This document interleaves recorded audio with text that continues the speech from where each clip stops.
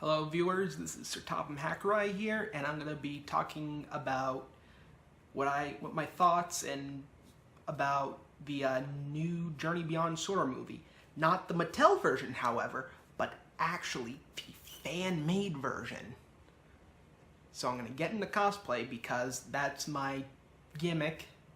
Sure, it turns off like all the people on Sodor Island forums because they don't know nothing about Toho. So, let's throw away half my viewers.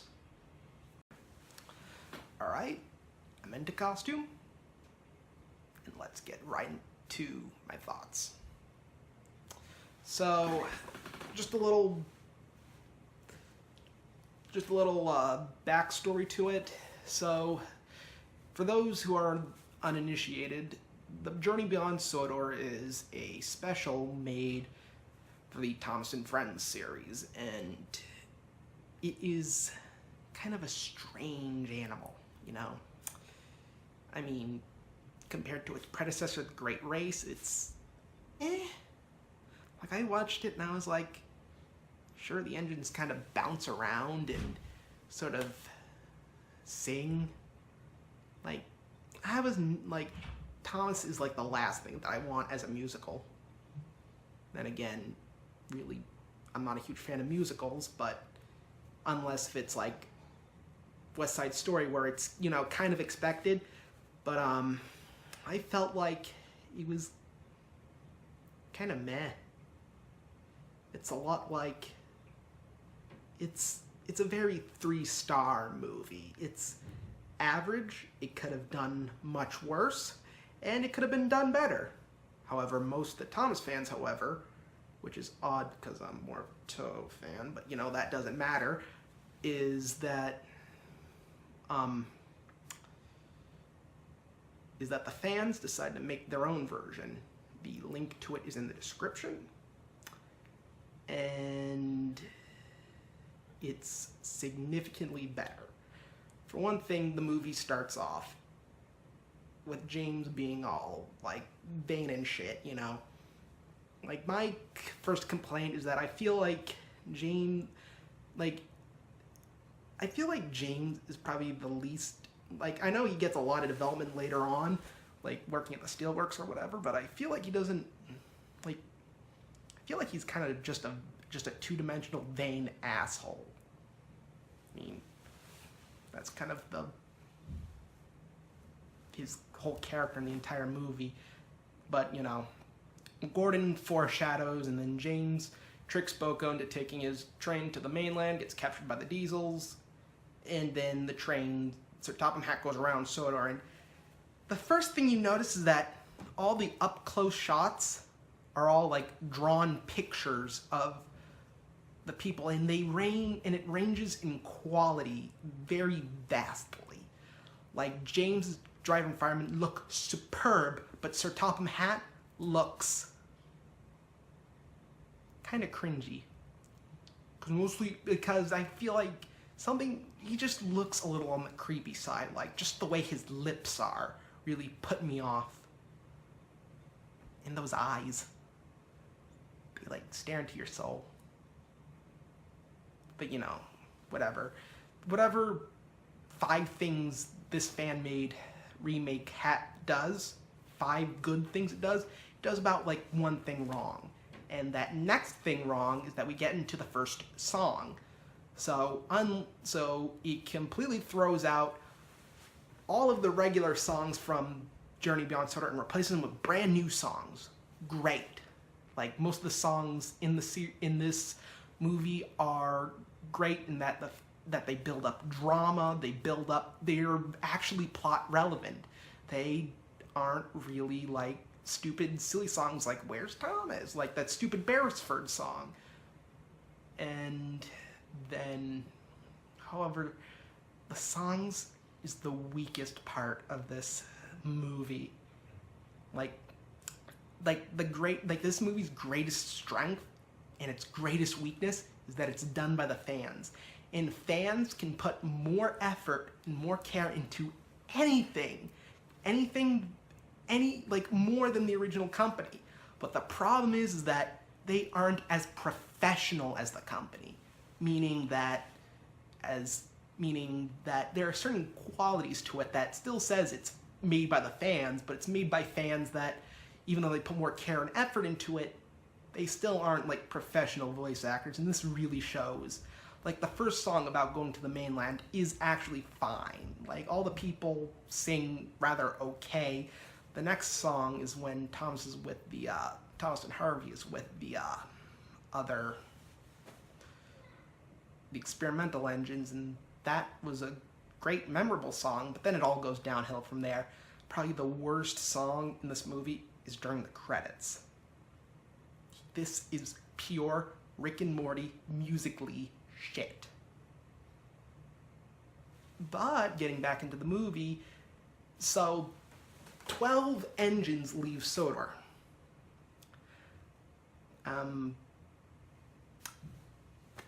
Okay.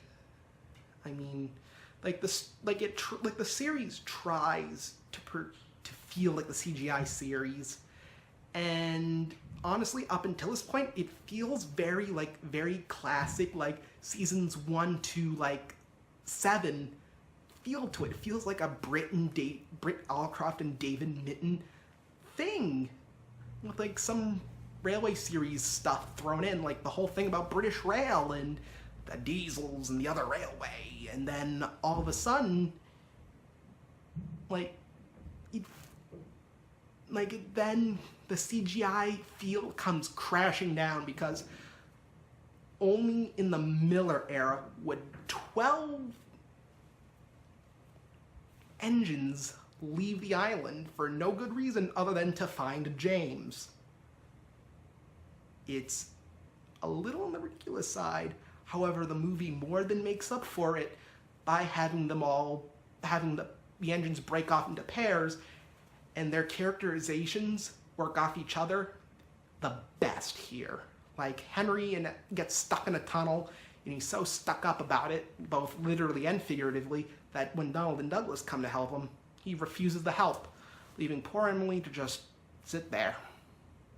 And then Donald and Douglas get lost, and Donald and Douglas are freaking hilarious in this. They are freaking hilarious. In a later scene, they get so lost they end up back in Scotland. And the two people on the station platform arguing about whose haggis is whose was freaking hilarious. It got a chuckle out of me there. I mean, I'm pretty sure this is getting a chuckle out of you. Yeah, I see you. You. And then eventually James gets rescued by Frankie and Hurricane and gets put into forced labor at the steelworks, only for it to be realized the steelworks is bankrupt. So bankrupt. And James, his driver, is like, oh, I went to the office to find a drink, but oh, look, these letters from the bank say this place is closed. It's bankrupt. It's in debt. So much debt. More debt than the United States of America. Okay, he didn't say that, but, you know, whatever. So then, let's see.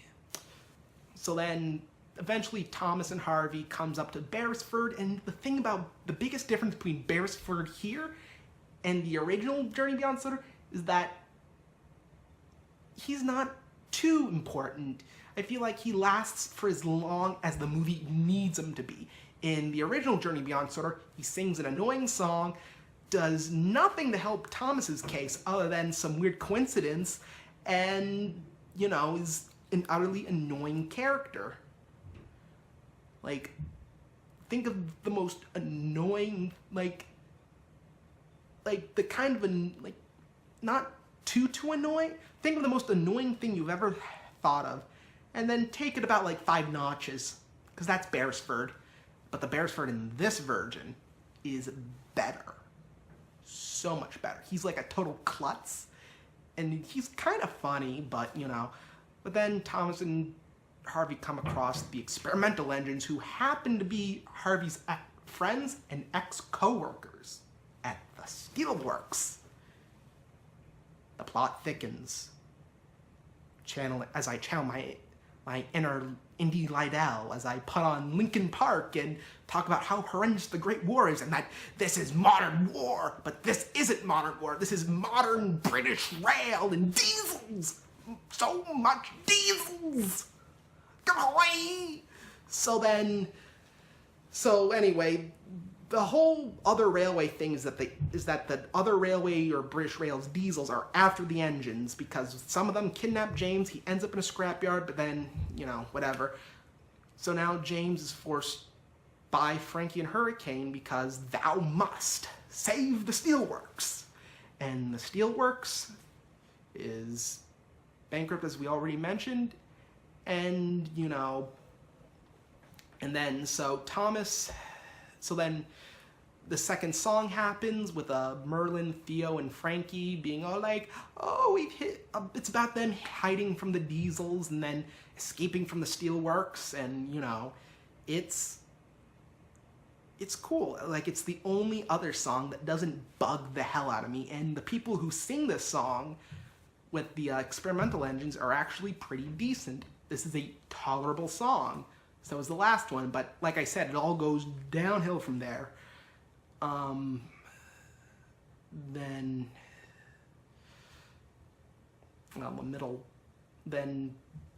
Thomas and Harvey and all the experimental engines break into the steelworks, save James, and then leave. They haul ass back to their little hiding spot, and they're like, Thomas is like, but we must get James back to Sodor. And they're like, no, we can't. The diesels will find us. Oh, we can disappear because I have 3 fucking funnels. Woo!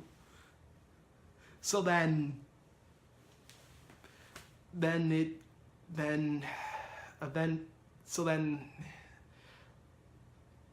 all the other engines finally come in back from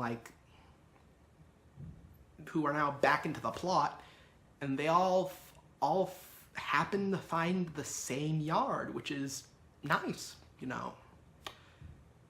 And then this whole scene with Beresford interacting with all the main raw engine characters, it's funny.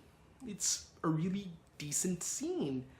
And then they all leave, and the final chase scene with the diesels, and then the other minor Thomas characters from the CGI series like Samson and Bradford and Hero and the Flying Scotsman. My God, one of the best characters in this movie is the Flying Scotsman.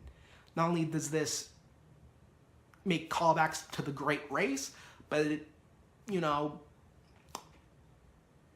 he's just a great little cameo character. He comes back in the final chase scene when they haul ass back to the island of Sodor, and he stops one of the diesels, and he's like, oh, and he burns the diesels by saying, I'm gonna channel my Salt Bay here and say, but don't you think that us engines are slow and out of date? And the diesel's like, because they're angry. And then they all make it back to the island of Sodor, and Sir Topham Hatt is glad. And then there's a scene with what's his name, the Duke of Sodor. I almost called him Duke Ellington, but whatever. So, and before that, they encounter Frankie and Hurricane for the last time, revealing that they had a promise to keep up the steelworks and to save the steelworks. And then they're blocking the exit back into Sodor. And then Frankie derails, gets saved by Harvey. They all are redeemed in the end. And then the ending happens after the encounter with the Duke of what's his name? The Duke of Sodor and Sir Topham Hatt. They have one scene, and then we actually, compared to the original movie, we actually get some closure. We find out where all the experimental engines went. Theo and Frankie end up in the railway museum in Ulstead Castle, and Frankie and Hurricane come to the steelworks in Sodor with Ari and Bert, and other characters we haven't seen in a while. And Merlin goes to work for the Blue Mountain Quarry, which is, nice. We actually get some closure. And then the credits roll on the most god-awful song of the entire movie.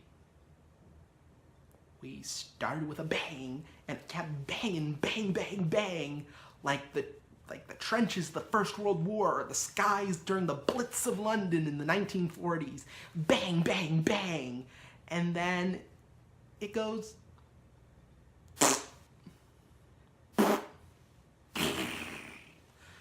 I mean, to be honest, I could care less about the credits song, and it didn't ruin the entire experience for me. In fact, it didn't ruin any of it, because by then I was like itching to play some Nintendo Switch, so I was like, you know what, who reads the credits? And I just stopped watching it there. Do I like the movie? Hell yes. Does it have its flaws? Well, yeah. I mean, come to think of it, everything has its own flaws. But is it better than the original? That depends on what you're looking for. And if you wanted something fun, totally not super, not as dramatic, if you want something fun and less serious, go with the original one. The songs are catchier, the songs are bouncier, and there's more fun to it. They're more memorable. Like the hottest place in town, and someone's got to be the favorite. And you know what?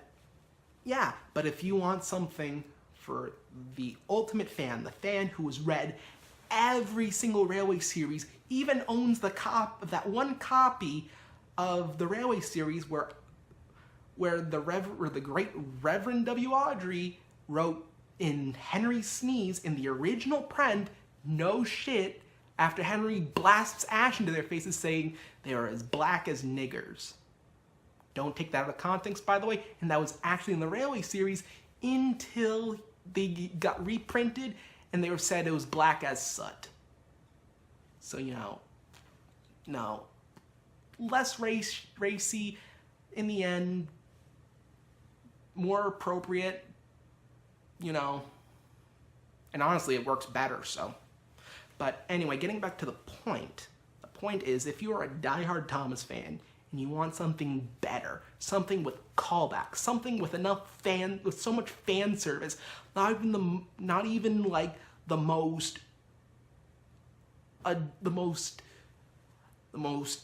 not even like an official hentai made by the original people that made the Sailor Moon anime, like that fan servicey makes that so less fan servicey that, I mean, it's with enough fan service to more fan service than a Sailor Moon comic. No, you know what? Scratch that. It's got more fan service than a Sailor Moon hentai. Then, yeah, go with the remake. It's got I feel like that should be the canon version. Like, when people think of Journey Beyond Sodor, they think of this one, not the other one.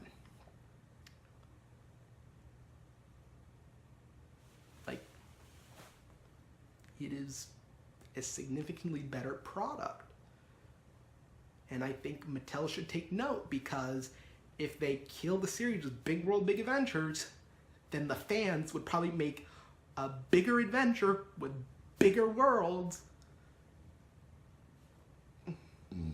and somehow have it be canon to the Railway series. Go figure. Anyway, this is Sir Topham Hackeri, and telling you to have a good night. If you're not a Thomas fan, you came here for the Toho cosplay, then thank you for watching. If you didn't come for the Toho cosplay and came for me to talk about something that Thomas fans did, then you know what? Good for you. But,